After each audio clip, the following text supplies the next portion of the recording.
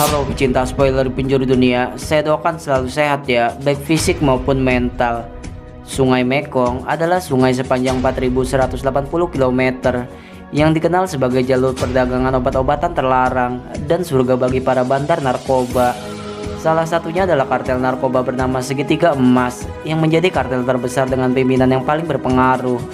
Disebut demikian karena setiap jenis obat yang melewati jalur itu akan dikirim ke 3 negara yakni Thailand, Laos, dan Myanmar.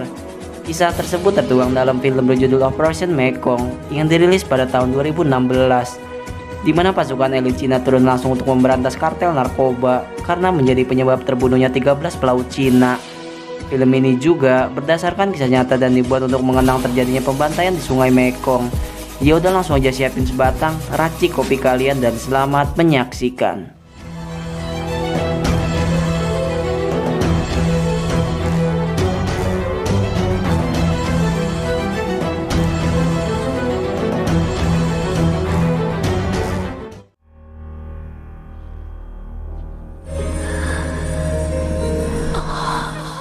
Cerita bermula saat 2 kapal dagang Cina melewati Sungai Mekong atau daerah yang dikenal milik Segitiga Emas. Konon sungai itu disebut sebagai pintu neraka selatan karena tak banyak kapal yang mampu selamat ketika melewati tempat tersebut. Dan benar saja, mimpi buruk 13 nelayan Cina pun dimulai saat perampok muncul dan menyerang mereka. Pak, 这就是鬼门关。赶紧掉头，通知黄平。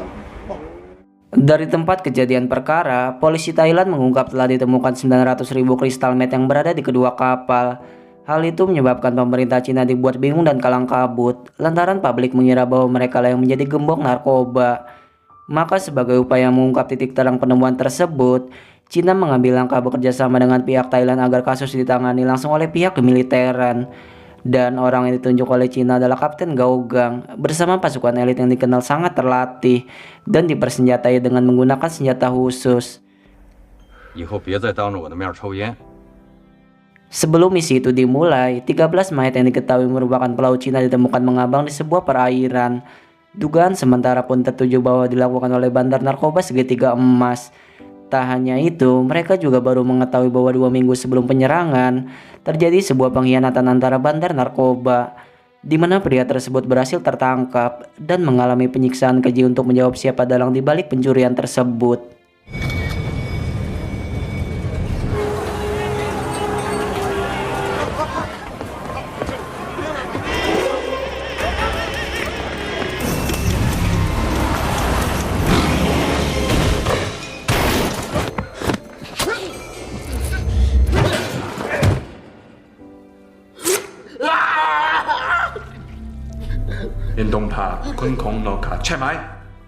Kemudian Gao dan timnya berhasil menguak fakta baru bahwa obat-obatan yang disita dari kapal Cina telah ditanam oleh anak buah Naukar, yakni pemimpin kartel Segitiga Emas yang terkenal bengis dan kejam. Nau juga memperdaya anak kecil untuk menjadi anggotanya dengan menggunakan barang tersebut sebagai alat untuk mengendalikan mereka. Maka dari itu Cina pun bertekad akan memulihkan nama baik 13 pelautnya dan memberikan keadilan seberat mungkin bagi seluruh pelaku, di mana hanya ada satu cara untuk menghentikan Nau, yakni dengan membentuk gugus tugas gabungan yang terdiri dari Thailand, Laos, Myanmar, dan Cina. Dengan kekuatan 4 negara, sejumlah pabrik dan lokasi tersembunyi milik Nau berhasil ditemukan. Seluruh barang itu pun disita dan banyak dari anggota yang tewas ataupun tertangkap. ได้จะไปกลัวประเทศจีนมันทำไมวะ Agar semakin memudahkan misinya, Gao menemui seorang bernama Fang yang merupakan perwira intel sekaligus informan kawasan Segitiga Emas, di mana Fang pun memberitahu beberapa identitas inti yang terlibat dalam kejahatan besar. Salah satunya adalah foto Nau 10 tahun silam. Sayangnya ia tak memiliki foto baru lantaran Nau selalu bertindak sangat berhati-hati. Bahkan saking cerdiknya, Raja Narkoba itu menggunakan 3 negara karena bisa menyuap oknum hingga sulit terjangkau hukum. Fang yang paham bahwa musuhnya tergolong ke dalam kelas kakap, menyiapkan seorang informan yang akan menjadi penolong mereka, di mana misi Gao adalah menyelamatkan 1 orang tahanan dan hanya diberi waktu sebanyak 15 menit. Seluruh pasukan pun mulai membangun rencana penyelamatan, di mana Gao selalu mengingatkan bahwa apapun kondisinya mereka dilarang untuk menyebutkan identitas.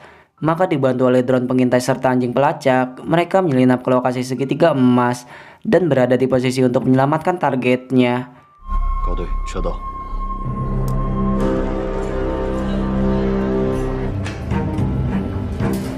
Setelah berhasil ke titik penjemputan, sasaran yang seharusnya berada di sana justru tidak ia temukan.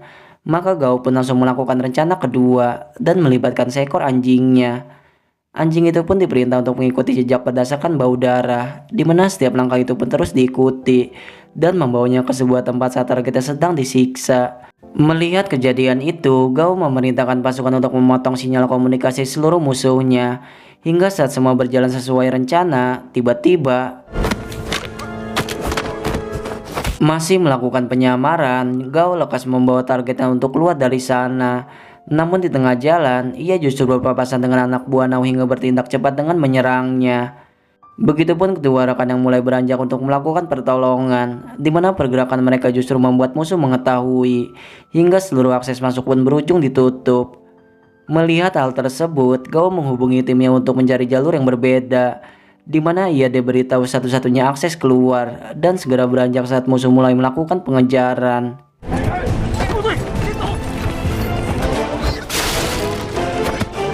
Lewat aksi nekat dan gabungan bela diri yang memukau, kemampuan mereka saat menghadapi lawan tak perlu diragukan meskipun jauh berbeda jumlah, di mana keduanya pun segera mengabari tim untuk membantunya dan cepat memacu mobil sampai tim bantuan dikeluarkan.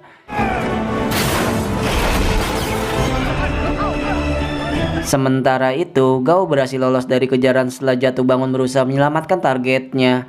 Namun posisi mereka tak aman begitu saja saat mobil musuh mengejar dan berkali-kali menembakkan bazooka.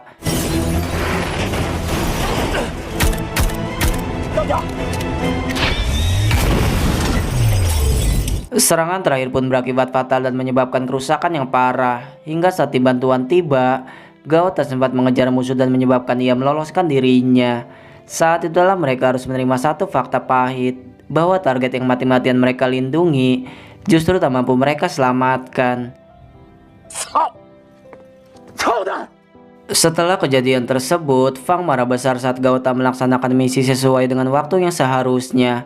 Karena bukan hanya nasib pasukan Cina yang terancam, hal itu mengakibatkan posisi informannya terbongkar dan sedang dalam proses pencarian. Untuk mencegah terjadinya hal yang lebih buruk lagi, Fang pun mengajak informan yang bertemu di stasiun kereta yang dikuasai segitiga emas, di mana ia baru menyadari bahwa para anggota Nao telah mengintai dan segera mengejarnya.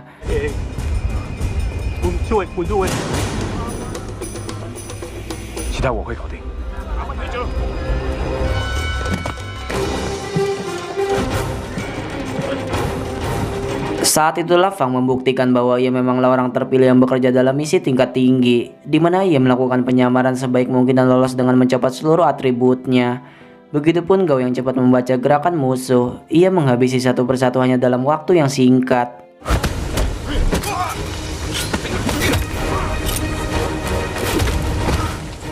Setelah misi terakhir tidak berjalan lancar, Fang diajak berkenalan dengan seluruh anggotanya.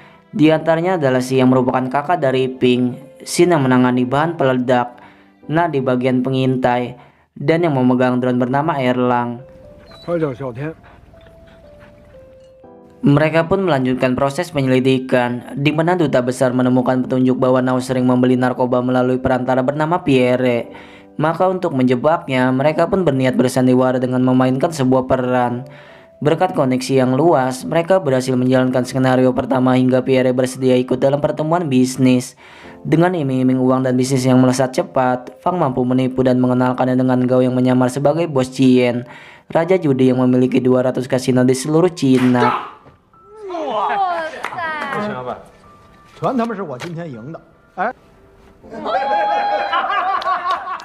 Agar membuat sandiwaranya semakin nyata, Gao menyewa kapal pesiar dan mengadakan pesta dengan puluhan wanita cantik, di mana Pierre juga tak berdiam diri, melainkan menugaskan anak buahnya untuk mengawasi sebagai bentuk perlindungan. Hingga saat tak menemukan suatu hal yang mencurigakan, Pierre melaporkan perihal kerjasama ini kepada bosnya yang bernama Tuansa, di mana mereka juga bermain bersih dan ekstra hati-hati, menyelidiki lebih dulu latar belakang bos Xian dengan mengundang seorang bernama Ten, yang digadang-gadang mengerti tentang seluk-beluk Cina. Berselang dari itu, Gao dan Ten mengatur pertemuan dengan membahas perihal kerjasama. Pada intinya ia mampu menjanjikan ratusan miliar, hingga Ten pun tergiur dengan seluruh alibinya. Namun di saat Fang melihatnya, pancaran mata itu berkata bahwa ia tak menyukai pertemuan mereka. Ternyata latar belakang penyebab ia sangat membenci Ten karena mereka memiliki masa lalu yang kelam. Bahwa dulu Ten menjadi penyebab acara kecanduan hingga memilih untuk mengakhiri hidupnya.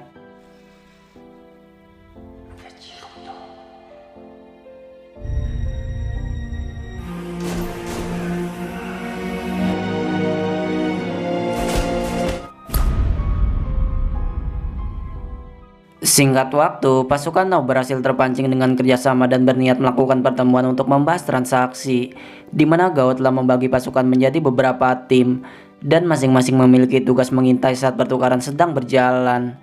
Hingga setelah uang tersebut diserahkan, sebuah pelacak yang mereka sembunyikan pun berhasil aktif. Maka Na pun mempunyai tugas untuk mengikuti jejak mereka, dan menemukan target yang jelas masuk dalam daftar anggota inti. 发现4号目标人物桑吉，在中国混过吗？他出现东门。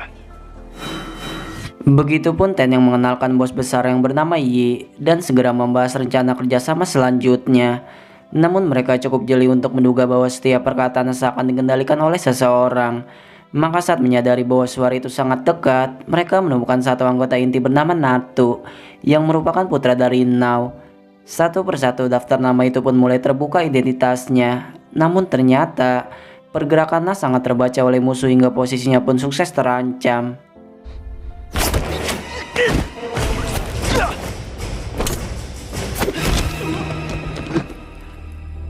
Maka pengejaran langsung dilanjutkan dengan mengandalkan alat pelacak, di mana lagi-lagi anggota segitiga emas memanglah penjahat yang pantas diakui, lantaran mampu meloloskan diri dengan meninggalkan uang tersebut di tepi jalan. Keadaan itu pun menjadi awal mula terbongkar penyamaran mereka, hingga pertempuran pun pecah saat itu juga. Halo. 鸭蛋，後面被宰。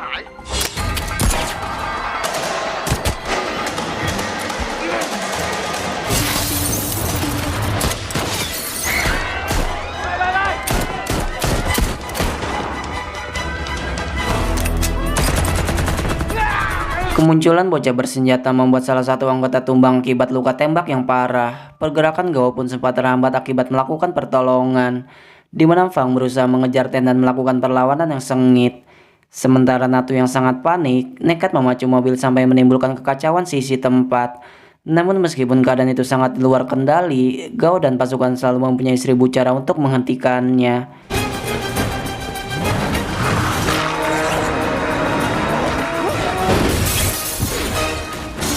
Begitupun Fang yang masih bertarung dengan membalaskan dendam pribadinya. Ia terus menyerang dan hampir mendapatkan Ten. Sebelum tiba-tiba pasukan ditarik mundur saat polisi Thailand ikut dilibatkan. Selepas kegagalan misi itu, mereka mendapatkan kabar buruk bahwa anggota yang tertembak harus kehilangan satu kakinya. Kabar itu jelas sangat mengguncang mereka dan membuat Na meminta maaf atas kecerobohan yang telah ia perbuat. Sementara itu, Nao yang selama ini selalu menyembunyikan identitas, pada akhirnya memunculkan dirinya saat sejumlah pihak segitiga emas menuntut menggeser kekuasaannya. Mereka merasa tidak dibayar dengan layak dan memilih untuk memisahkan diri. Di sisi lain, Ye yang berhasil tertangkap digantung oleh helikopter sampai ia memohon dan menceritakan kejadian sebenar-benarnya, bahwa mereka lah orang yang menembak seluruh nelayan Cina dan membuat skenario seakan Cina yang bersalah. Berselang dari itu, Natu berhasil membawa Ten karena situasi mereka semakin tidak aman, di mana tepat saat itu Gao melihat pergerakan mereka dan memutuskan untuk membuntuti, bahkan mencoba mencegah saat mereka melakukan perlawanan terhadap tentara Thailand.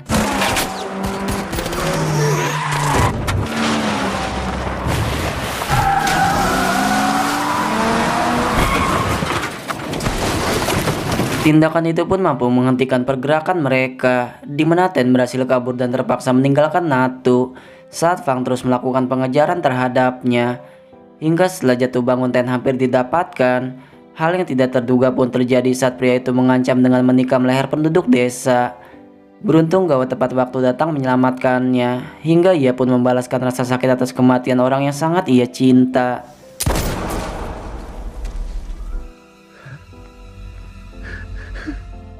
Berselang dari itu, Nao lagi-lagi mengorbankan seorang anak kecil untuk dijadikan sebagai umpan, di mana seorang bocah diperintah untuk menyusup ke kantor polisi dan melakukan penembakan sekaligus bom bunuh diri tanpa bisa dihentikan.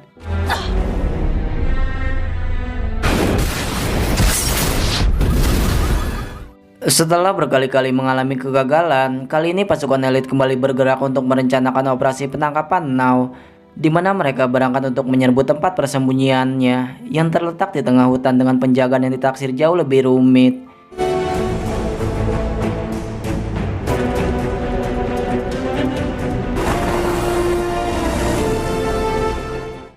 Setibanya di sebuah hutan, seluruh pasukan langsung tersebar di berbagai tempat untuk mengintai. Mereka juga menggunakan peralatan militer canggih dan senjata jarak jauh yang memudahkan menangkap pergerakan musuh. 靠路已准备好。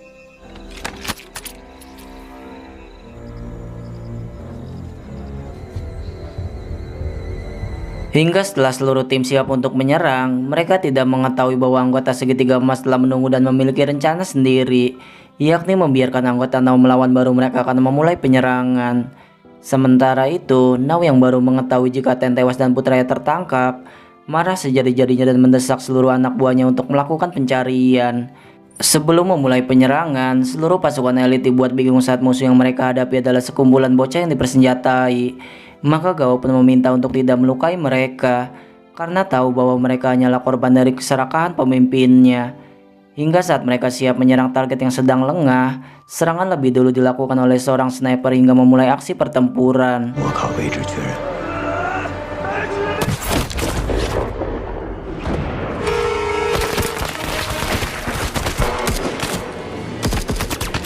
Serangan pun terjadi semakin brutal saat pasukan Cina diberondong dengan kekuatan senapan mesin, di mana mereka mampu membalasnya dengan mengaktifkan peledak yang tertanam hingga menghancurkan separuh bagian dari markas.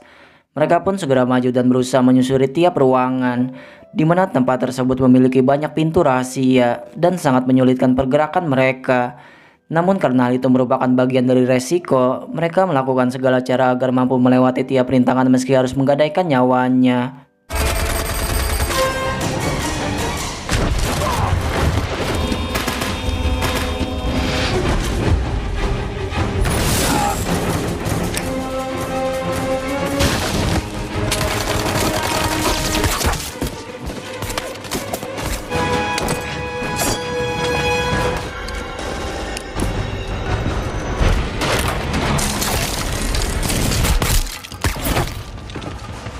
Bentrokan senjata pun terjadi semakin sadis dan brutal, di mana musuh merupakan lawan yang tidak bisa dianggap enteng, hingga membuat pasukan Cina cukup keteteran.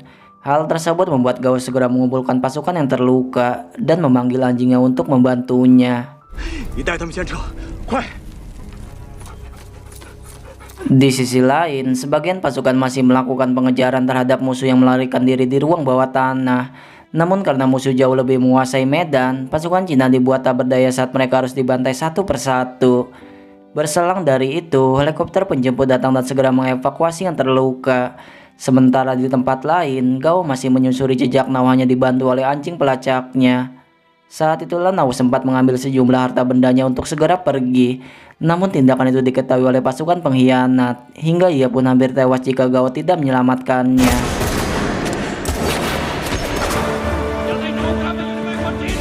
Keadaan itu membuat Nao kembali melarikan diri dan harus terlibat pertempuran, di mana medan di luar sangat berbahaya karena ditanam puluhan ranjau. Namun meskipun hal tersebut sangat mustahil dilakukan, anjing cerdas itu mampu melewatinya.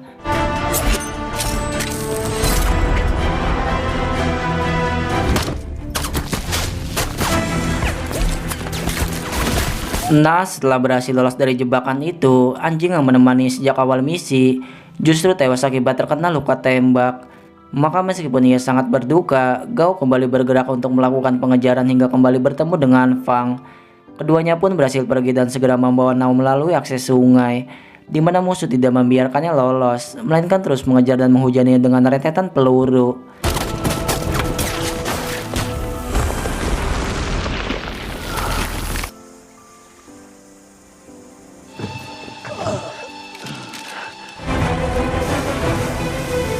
Berkat pengalaman bertarung dan tekad yang membawa Nao hidup-hidup, ia mampu menghindari serangan sampai 2 kapal mampu ia hancurkan. Namun seakan belum cukup perjuangannya, Gao harus tertembak hingga ia pun terjatuh dari kapal. Hal tersebut membuat Fang gantian melakukan penyerangan dan bertindak cepat dengan menyelamatkannya. Keduanya pun terus bekerja sama hingga kapal Nao kembali mereka dapatkan.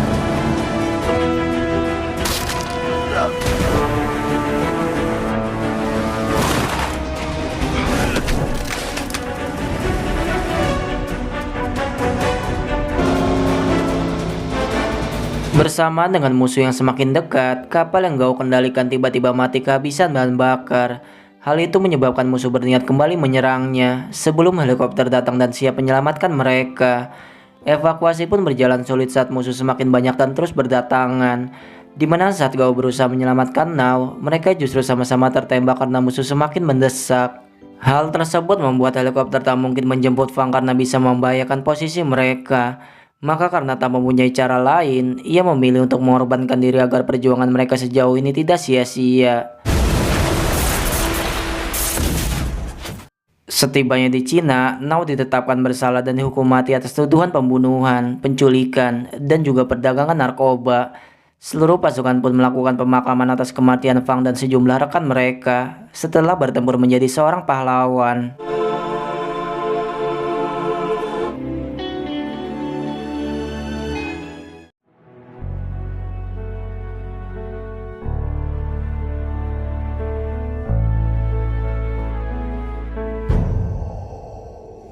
Secara keseluruhan, film ini sangat menegangkan karena bukan hanya pasukan elit yang dibuat kuat, tapi anggota kartel juga mempunyai kemampuan luar biasa sampai nggak ada pihak yang terlihat lebih menonjol. Banyak strategi juga berhasil digagalkan, dan menandakan bahwa segitiga emas memanglah sulit untuk disenggol jika bukan pasukan Cina yang menyerang. Saya akhiri pembahasan kali ini dan sampai berjumpa lagi.